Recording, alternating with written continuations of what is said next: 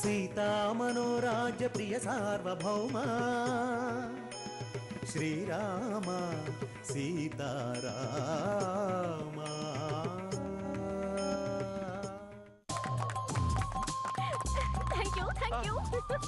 బాగా తిట్టానా? బాగా తిట్టానా? నాకు డౌట్ వచ్చింది, ఇంటికి నువ్వు నన్ను నిజంగా తిట్టావా, ప్రోగ్రామ్ అనుకొని తిట్టావా? అయ్యో ఊరుకోండి, ఎందుకు మిమ్మల్ని అలా తిడతాను? నన్ను కాదు కదా? కాదు కాదు. ష్యూర్. అమ్మయ్యా, నన్నే అనుకుని చాలా టెన్షన్ పడ్డాను. అయ్యో గుడ్, చాలా బాగా చేసావు, బాగా చేసావు. సూపర్, భలే తిట్టించుకున్నారా? అంతా నీవల్లే. ఏం తిట్టావు? అంటే మళ్ళీ ఛాన్స్ రాదేమో అని. కూర్చోండి కూర్చోండి. ఊరికే. ఇంకా మిగిలేదు నువ్వే, చీటిది.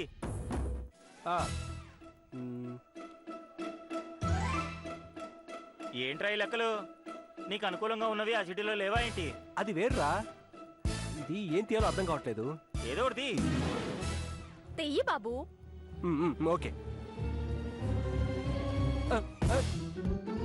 నువ్వు చీటింగ్ చేస్తావు, నేనే చెప్తాను. ఏం చేయాలో చెప్పవే.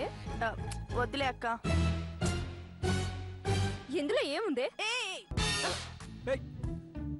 నేనేముందో చూడలేదు, అందరు చూసేస్తున్నారు. ఏముంది? ఆహా, బాబు గారికి కరెక్ట్ చీటీ వచ్చింది. ఈయన మాటలు వింటే ప్రపంచంలో ఉన్న ఏ అమ్మాయి అయినా పడిపోవాలంట. అలాంటి మాటలు చెప్పాలంట.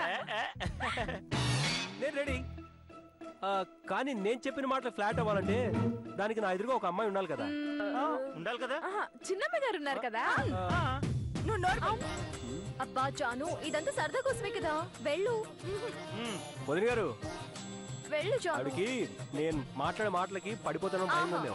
లేదు, ఇక్కడ చాలా స్ట్రాంగ్. అయితే రమ్మనండి. Super. Wish me all the best. All the best. ఆశీర్వదించవుద్రా. అబ్బా అబ్బా అబ్బా.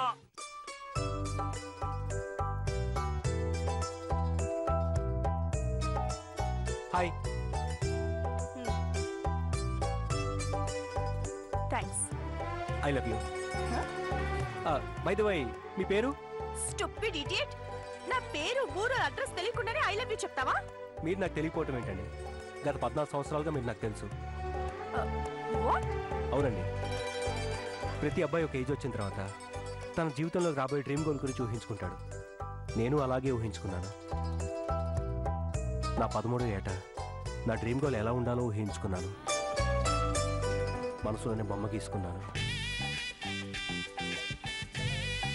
నా 14వ ఏట తన పెదవులు ఎలా ఉండాలో ఊహించుకున్నాను. నా 20వ ఏడు వచ్చాక తన స్ట్రక్చర్ గురించి ఒక నిర్ణయానికి వచ్చాను.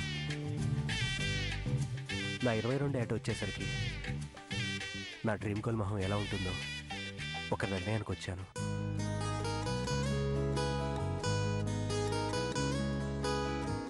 ఇప్పుడు నాకు 27 ఏళ్ళు. ఇన్నేళ్ల నా ఊహకి ప్రతిరూపం ఇప్పుడు నా కళ్ళ ఎదురుగా ఉన్న మీ రూపం. రెండు ఒకటే. I love you. ఏమైందో ఏమైందో నువ్వు ఒక్కసారి చూడు. ఏమైందో ఏమైందో ఏమైందో.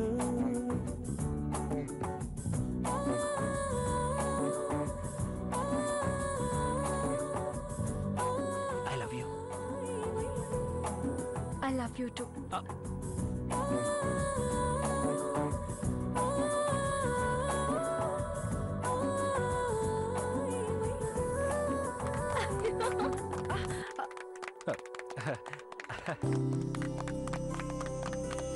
ఏమండి, నా ఫ్లవర్ అండి.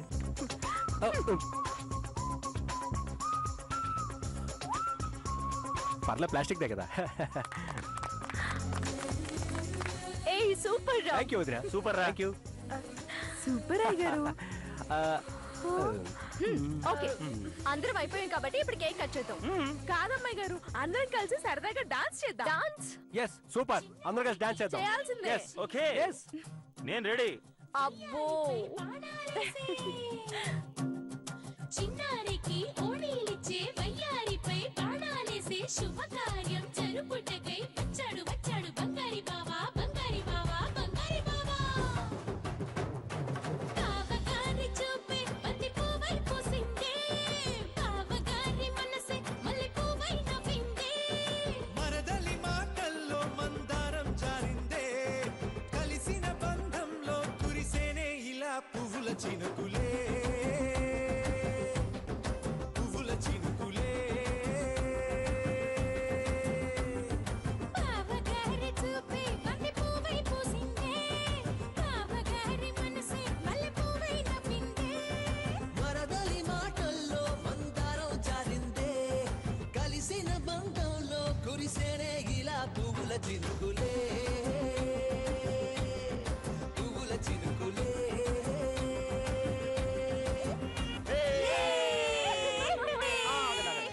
ఒక్క నిమిషం. ఈ అవార్డు ఎవరికి వస్తుంది ఏమిటనేది పక్కన పెడితే మనందరం కలిసి కష్టపడ్డాం, మనందరం హ్యాపీగా ఎంజాయ్ చేసాం. కాబట్టి ఈ అవార్డు మన కుటుంబం అందరిది. ఇప్పుడు కేక్ కటింగ్. జాను లంగాతోటి ఓణి కుంది హ్యాపీ బర్త్డే టు యూ తోటి Rani happy birthday to you happy birthday to you happy birthday happy birthday to you happy birthday thank you అక్క.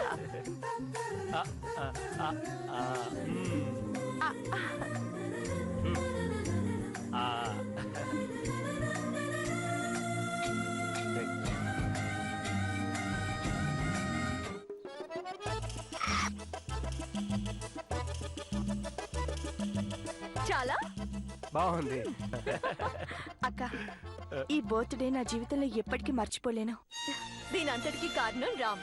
నువ్వు అతనికి థ్యాంక్స్ చెప్పాలి. Thank you very much. You are welcome.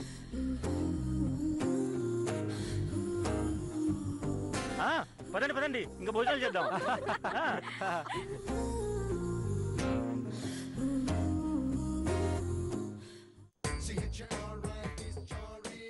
ప్రాణం అరిచేత పెట్టుకుని పారిపోయి మరీ హైదరాబాద్ వచ్చాం. ఇక ఏ సమస్య లేదని నిశ్చింతగా ఉందాం అనుకుంటే మన పాలిట ఆ యముడు ఇక్కడ కూడా దాపరించాడేమిటండి?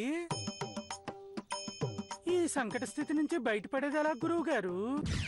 ఒరేయ్, వాడు మన వెంటబడి తరవటం చూస్తుంటే నాకు పద్యం గుర్తొస్తుందిరా.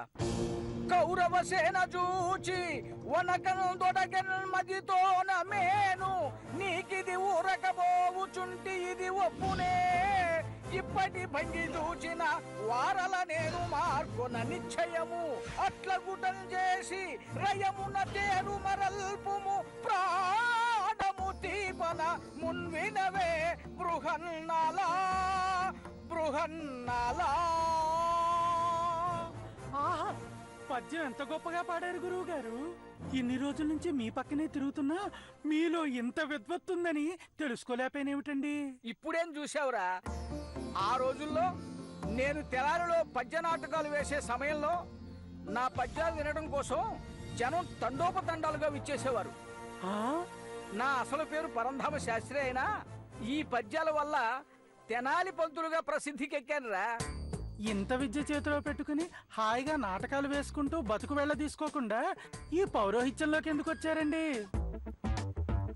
అక్కడైతే మీరు అడగకుండానే డబ్బులు ఇచ్చేవారు, మరి ఇక్కడ సంభావన సంభావన అంటూ ప్రాధేయపడాలి. ఏం చేస్తావురా, రాను రాను నాటకాలకి ఆదరణ కరువైంది. డబ్బు సంపాదించడం కోసం ఈ వృత్తి చేపట్టాను. ఆ ఆలోచన సంపాదన వరకు ఉంటే బాగానే ఉండేది. కక్కుర్తి ఎక్కువైతేనే ఈ పరిస్థితి ఇక్కడికి వచ్చింది. అవకాశం దొరికితే చాలు దెప్పి పడవడానికి చూస్తూ ఉంటావు. అది సరే గాని ఒకే పోలికతో ఉండి మీనాక్షమ్మో జానకమ్మో అర్థం కాని ఆ అమ్మాయి పరిస్థితి ఏమిటో తలుచుకుంటేనే భయంగా ఉందిరా. ఆ శ్రీరామచంద్రుడే కాపాడాలి. ఆ అమ్మాయితో పాటు మన పరిస్థితి అలాగే ఉందండి. వద్దండి అని బతిమాలుకున్నా నా మాట వినకుండా ఆ నీచుడుకు ఫోన్ చేసి తద్దినాన్ని తెచ్చి నెత్తి మీద పెట్టుకున్నాం. పోనీ పాలకుల నుంచి ఇక్కడికి వచ్చినట్టు ఇక్కడి నుంచి ఎక్కడికైనా పారిపోదామా? ఎక్కడికి పారిపోతావురా? భయం మనల్ని వెంటాడుతున్నన్ని రోజులు మనం ఎక్కడున్నా వాడు మన పక్కనే ఉన్నట్టుంటుంది. కనుక మనం ఇక్కడే ఉందాం. అయినా వాడు మనల్ని ఏం చేస్తాడురా? కనిపించిన అమ్మాయినా వాడికి పట్టుకోవడం చేతగాలేదు. ఇంకా వాడు మనల్ని ఏం చేస్తాడురా? ఈసారి వాడు మన జోలికొస్తే ఊరుకుంటారా? వాడి తాత తీస్తాను. మరీ అవసరమైతే పోలీస్ కేసు పెట్టి బొక్కలో దోయిస్తాను. వాడు ఏమనుకుంటున్నాడో ఏమిటో, ఏదోలే పాపం అని ఊరుకుంటుంటే రెచ్చిపోతున్నాడు. తెగిస్తే ఒరే నేను తెగిస్తే వారికంటే పెద్ద రాక్షసునిరా. అయిందా? ఈ నీళ్లు తాగండి. పలికిన బేలాలు చాలు కానీ ముందు ఆ పంచి తెంచండి. వాడి పేరు వింటేనే మీకు తడిసిపోతుంది. అలాంటిది వాడు ఎదురు పడితే అమ్మో ఇంకేమైనా ఉందా? ఇప్పటికే 2 సార్లు తుపాకీ తీగానే పైలోకాలకి తీర్థయాత్రలకు వెళ్ళి వచ్చాం. ఈసారి వెళ్ళటమే తప్ప తిరిగి రావటం ఉండదండి. కాబట్టి ఇప్పటికైనా మీరు డబ్బు మీద వ్యామోహం వదిలిపెడితే ఒకవేళ వాడు నిజంగానే ఎదురుపడినా ఏదో విధంగా తప్పించుకోవచ్చు.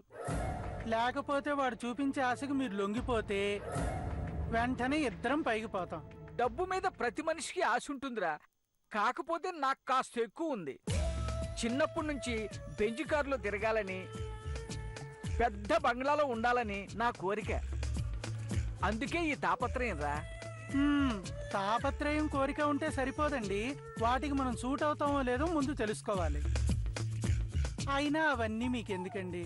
మీరు బెంజ్ కారులోంచి దిగితే దాన్ని తుడిచేవాళ్లే ఉంటారే తప్ప వానర్లా ఉండరు.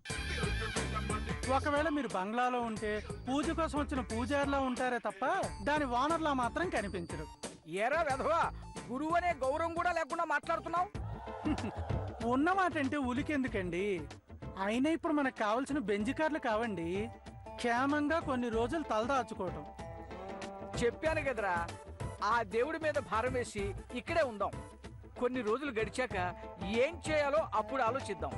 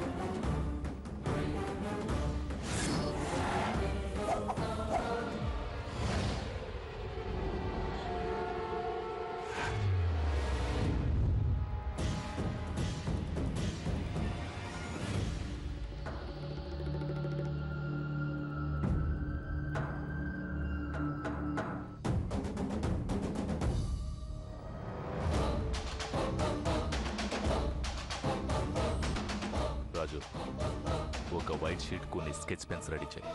స్కెచ్? మీరు బొమ్మలు కూడా వేస్తారా బాబు? చెప్పింది చేయి.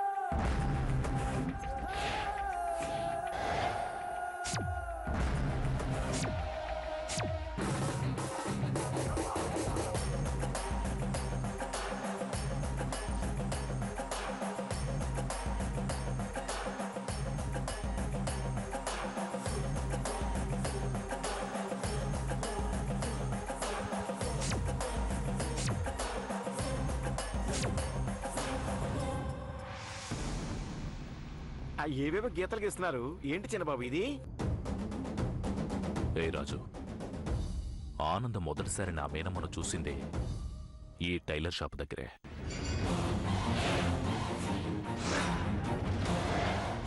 ఆనంద్కి ట్రీట్మెంట్ జరిగిన హాస్పిటల్ ఉంది ఇక్కడే కదా. మనం రూమ్ తీసుకుంది ఈ గెస్ట్ హౌస్లోనే. Shopping mall. నువ్వు నా దేవతను చూసిందే ఈ షాపింగ్ మాల్లో. ఈ గుడిలోనే హోమం జరిపిస్తుంటే ఇక్కడే నా మీనమ్మ కనిపించింది మాయమైతే.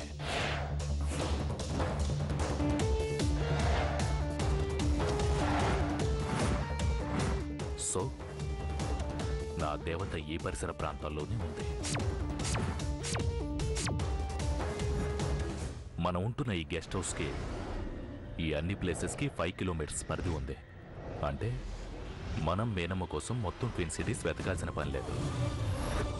ఈ ఏరియాలోనే మనం ఇల్లు వెళ్ళి వెతికితే ఖచ్చితంగా నా మేనమ్మ నాకు దొరుకుతుంది.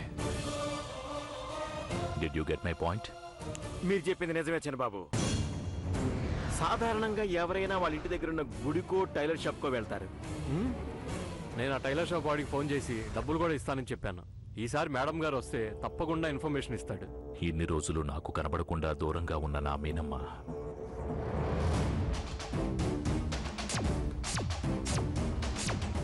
ఇప్పుడు నాకు దగ్గరగానే ఉంది.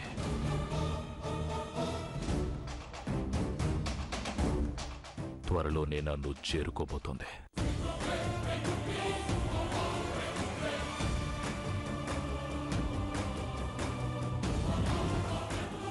అంతేకాదు, ఆ పంతుళ్లకు కూడా నా మీనమ్మ ఎక్కడుందో తెలుసు. వాళ్ళని పట్టుకుంటే మీ అమ్మాయి గారి అడ్రస్ తెలుస్తుంది. వాళ్ళని వెంట తీసుకెళ్లి నా మీనమ్మను కలుసుకోవచ్చు.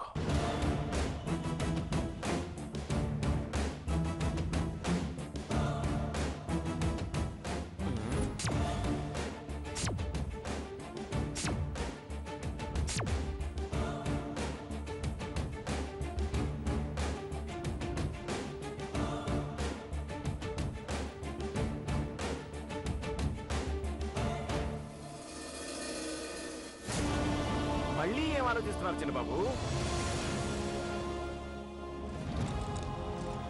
నాకు అనుమానం రాజు. ఏంటది? నా దేవత తన పుట్టినరోజు నాడు నీళ్లలో పడిపోయింది. ఆ తరువాత ఎంత వెతికినా ఆచూకీ దొరకలేదు. మొన్న హైదరాబాద్లో స్కూటీ మీద వెళుతూ ఆనంద్ కనబడింది. షాపింగ్ మాల్లో షాపింగ్ చేస్తూ నీకు కనబడింది. ఆ తరువాత గుళ్ళో ప్రదక్షిణాలు చేస్తూ నాకు కనబడింది. మీనమ్మ తలకు కానీ కాళ్లకు చేతులకు కానీ దెబ్బలు తగిలితే హాస్పిటల్లో ఉండాలి, లేదంటే తిరిగి నా దగ్గరికి రావాలి. అవి రెండూ కాకుండా హైదరాబాద్లో ఏం చేస్తున్నట్టు? ఇది కూడా ఆలోచించాల్సిన విషయం చిన్నబాబు. కానీ ఒక్క విషయం, మనకు కనిపించిన అమ్మాయి మీనమ్మ గారు కాకపోవచ్చుగా. ఎందుకంటే ఈ ప్రపంచంలో మనిషిని పోలిన వాళ్ళు 7 ఉంటారంట. బహుశా మన మీనమ్మ గారు కూడా ఆ 7 ఒకళ్ళు అయి ఉండొచ్చు. మనం చూసినా వేరే అయి ఉండొచ్చు.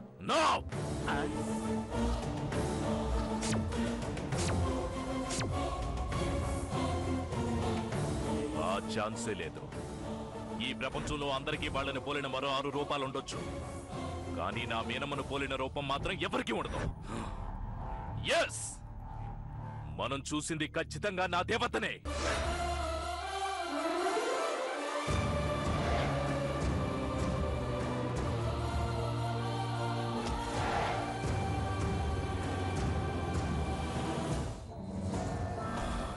ఏదో జరుగుతుంది. ఏం జరుగుతుంది? ఏమై ఉంటుంది? నా వైఫ్ నా దగ్గరికి రాకుండా ఎవరో అడ్డుపడుతున్నారు. చివరికి ఆ పంతులు కూడా నా మేనమ్మ నా నుంచి తప్పించే ప్రయత్నం చేస్తున్నారు. ఎందుకో తెలుసుకుంటాను, తప్పకుండా తెలుసుకుంటాను. ఎవరు అడ్డుపడినా, ఎవరు తప్పించే ప్రయత్నం చేసినా వాళ్ళ నా దారి నుండి అడ్డు తొలగించుకునే నా మేనమ్మ నేను తగ్గించుకుంటాను. Yes! Yes! Yes!